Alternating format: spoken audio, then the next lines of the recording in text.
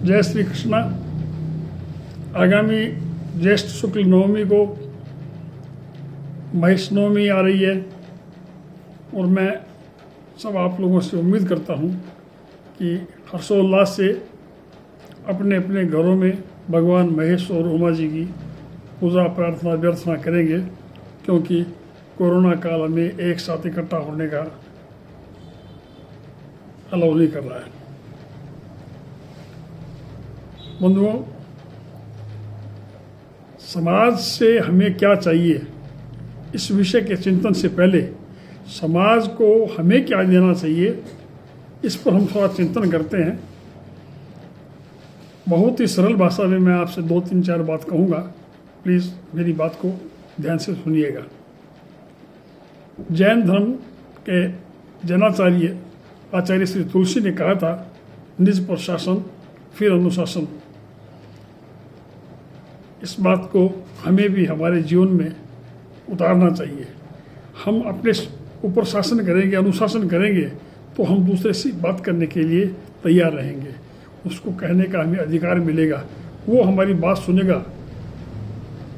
जैसे आपको क्या करना है, घर में सबसे पहले बच्चों को संस्कारित कीजिए, उनको हमारे अध्यात्म से जोड़िए, हमारे धर्म से जोड़िए, उनको आस्तिक बनाइए और हम जिस भगवान की भी अभ्यर्थना करते हैं उनके बारे में उनको संपूर्ण ज्ञान दीजिए। धीरे धीरे शनै शनै वो भी इसी पंक्ति को दोहराने लग जाएंगे। इसी तरह शिक्षा के साथ नैतिक शिक्षा भी दीजिए।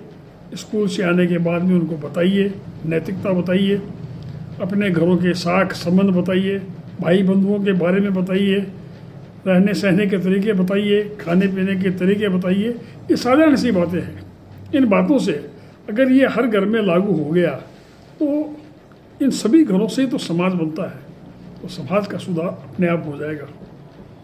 आगे चलते हैं। शिक्षा दीक्षा के बाद में जब शादी की बात होती है तो हम या हमारे बच्चे, जिनमें एक्चुअली हमारी भी सहमति होती है, प्री वेडिंग शूटिंग की बात करते हैं, रूफ टॉप पार्टी की बात करते हैं, बैचलर पार्टी की बात करते हैं और हम उन्हें बिना सोचे समझे सहज स्वीकार कर लेते हैं। ये हमारा कल्चर नहीं है, ये हमारी संस्कृति नहीं है। हमें इस संस्कृति को त्यागना पड़ेगा और बच्चों को समझाना पड़ेगा। और बच्चों को अगर शुरू से, जैसे मैंने पहले कहा, आप अगर शुरू से शिक्षित दीक्षित करेंगे तो वो इन बातों में नहीं जाएगा। अब रही बात शादी की उम्र।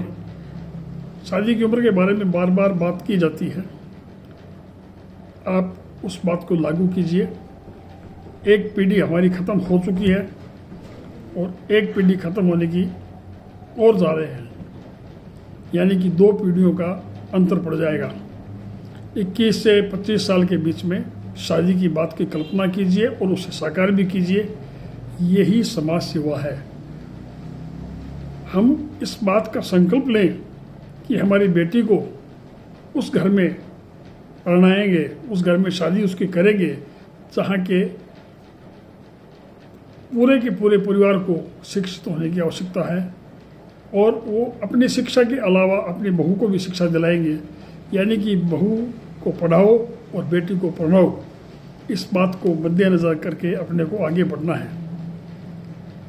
तीसरी बात, शादी विवाह के कारण हम बड़े बड़े शहरों में भागते हैं। कंप्यूटर के ऊपर में, मोबाइल के ऊपर में हम कुंडली मिला लेते हैं और वहीं बैठे बैठे उसको 90% लोगों को हम ना कर देते हैं। न हम लड़का देखते हैं, न लड़के का घर देखते हैं, न लड़के की व्यवस्था देखते हैं, न लड़के के घर वालों की व्यवस्था देखते हैं और ना कर देते हैं। हमें बंगलोर, हैदराबाद आदि, पुणे आदि जगहों की बातें करने में ही हमारा समय 4-5 साल निकल जाता है और हमारे बच्चे बड़े हो जाते हैं। इस बात पर गौर कीजिए। आप छोटे शहरों में भी रहते हैं, बड़े शहरों में भी रहते हैं। आप बताइए कि छोटे शहर में रहने वाले क्या तकलीफ में रहते हैं या बड़े शहर में रहने वाले क्या सुख में रहते हैं। मैंने पहले भी कई बार ऐसे वक्तव्य दिए हैं कि बड़े शहर में रहने वाले 1000-1200 स्क्वायर फीट के फ्लैट में रहते हैं और उसी की दूसरी ओर देखें तो छोटे शहर में रहने वाले 5000 स्क्वायर फीट के मकान में रहते हैं। अब आपको कौन सा